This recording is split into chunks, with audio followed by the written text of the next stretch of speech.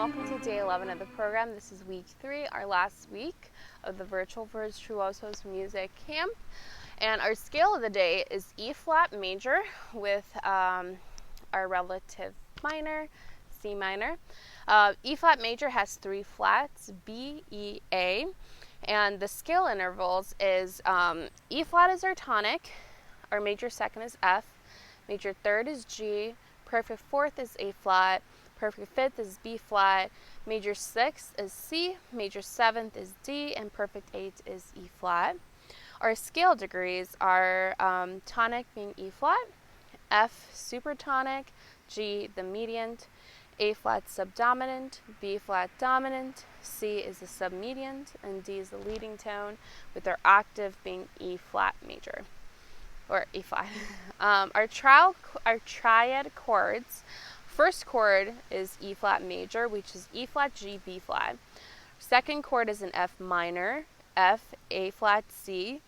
Third chord is a G minor, G, B flat, D. Fourth chord, A flat major, A flat, C, E flat. Our fifth chord is B flat major, B flat, D, F.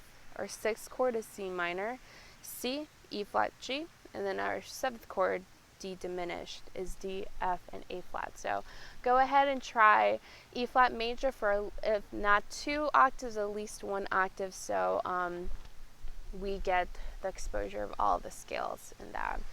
So this week what we're going to be focusing on is the classical periods. We're going to be talking about the 4 main ones: Baroque, Classical, Romantic, 20th, 21st century.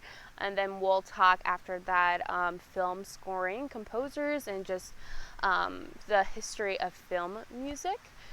So that's what we're going to be covering this week. And to start it off, we're going to talk about Baroque. So music has come a long way in the last 1,000 years or so. And we're going to talk about how music has changed since 1600, the 21st century. The Baroque period saw the creation of writing music in a particular key. However, the Baroque period is commonly known for complex pieces and complex harmonies. Still, the period laid the groundwork for the next 300 years of music. The idea of the modern orchestra was born, along with the opera, the concerto, sonata, and cantata. Choral music was no longer king, as composers turned to compose instrument works for various ensembles. Classical music gradually began to work its way into society, being played outdoors at dinner parties and special functions, or as a spectacle in the form of opera.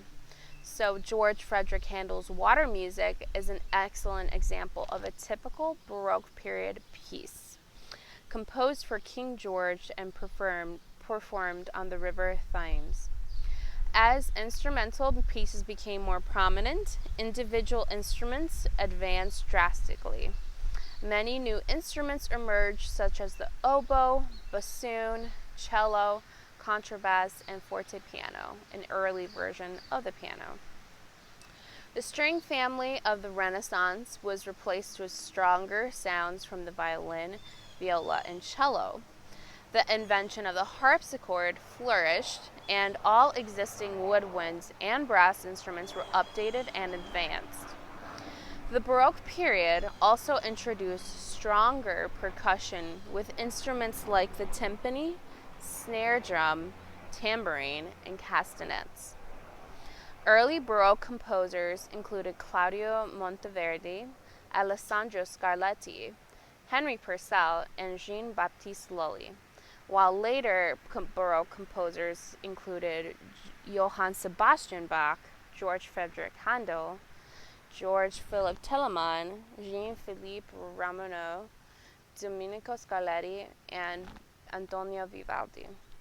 These later composers contributed substantially in the transition to classical music. And speaking about composers of the Baroque era, one of the most important composers was Johann Sebastian Bach, who is our composer of the day. Johann Sebastian Bach was born in 1685 in Germany. Bach was a German composer of the Baroque era and an outstanding harpsichordist, organist, and expert on building organ. Bach is celebrated as one of the greatest composers of all time for his numerous masterpieces of church music and instrumental music.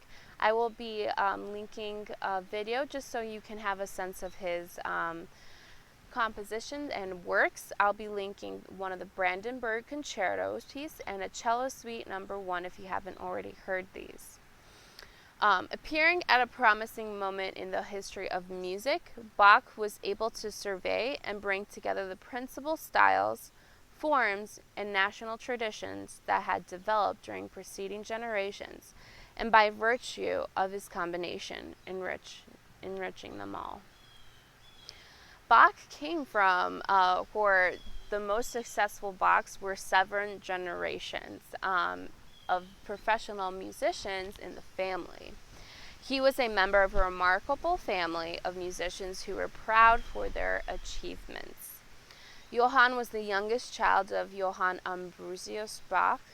His father was a string player employed by the town council and the ducal court of Eisenach. It was believed that his father taught young Johann to play the violin. Bach started school at the age of 7 and 8 and did very well for being absent often from school. When Bach was 10, both of his parents were dead, and he was looked after by his eldest brother, Johann Christoph, who was an organist and gave Bach his first lesson in formal keyboard lessons. Bach had a beautiful soprano singing voice, which helped him land a place at a school in Lundberg. Shortly after his arrival in Lundberg, his voice changed and Bach switched to playing the violin and the harpsichord.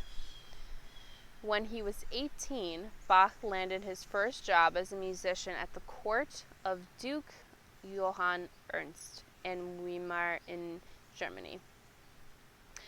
There, Bach was like a jack of all trades, serving as a violinist and at times filling in for the official organist. Bach had a growing reputation as a great performer and was his greatest technical skill that landed him the position of an organist at the new church in Arnstadt. Bach was responsible for providing music for religious services and special events, as well as giving music instruction. As an independent and sometimes arrogant young man, Bach did not get along well with his students and was scolded by the church officials for not rehearsing them frequently enough. 2 years later, when Bach was 22, he was glad to leave Arnstadt for an organist position at the Church of St. Blaise in Mulhausen, Germany. This move, however, did not turn out as well as he had planned. Bach's musical style clashed with the church's pastor. Bach created complex arrangements and had fondness for freely harmonizing that the congregation could not sing to his accompaniments often. The church pastor believed that church music needed to be simple, which is something that Bach did not agree with. After a year at his new position, Bach won the post of an organist at the court of Duke Wilhelm Ernst in Weimar.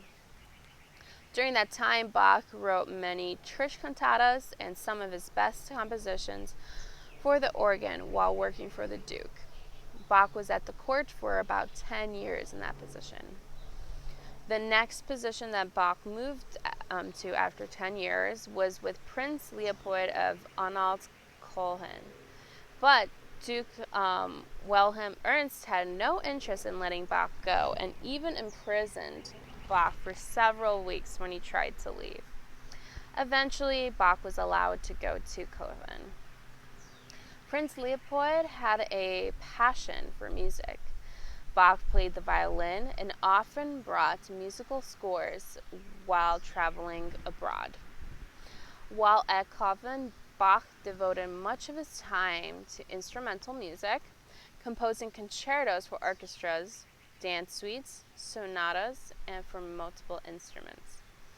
He also wrote pieces for solo instruments, including some of his finest violin works. His secular compositions still reflected the deep commitment to his faith, with Bach often writing the initials I-N-J for the Latin in Nomen Jesu, or in the name of Jesus, on his sheet music.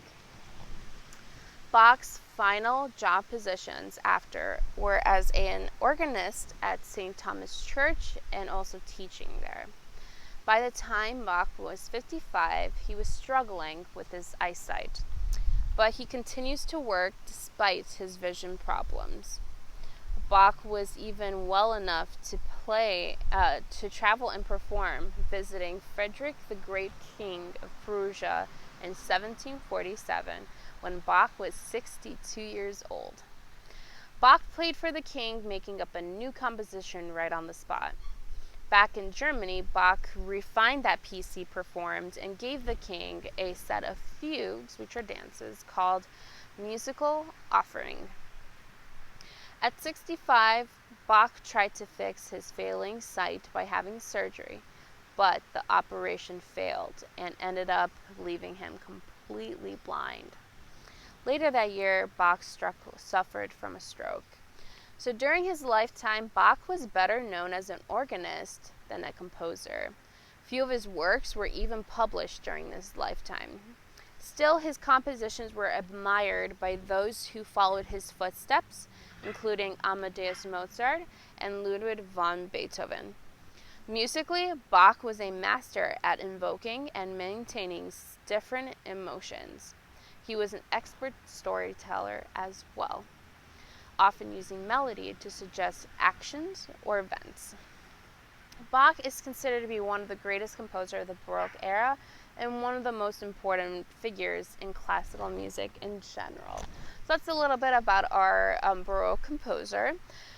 Next, we're going to be doing, so this weekend we're going to have a project. For our final project, we're going to be composing a song on the spot. So with my coworker, we're going to be showing you how fun and easy it is to create songs. So every day of this week, we'll add on to that project. We'll slowly get to it instead of completing everything in one day. So today, I want you to keep in mind and write down the sounds that you love listening. So instruments, if there are other sounds as well, like for instance, I love the cello. So that's going to be a sound that I'm going to put down. And if you like something like chimes or bells or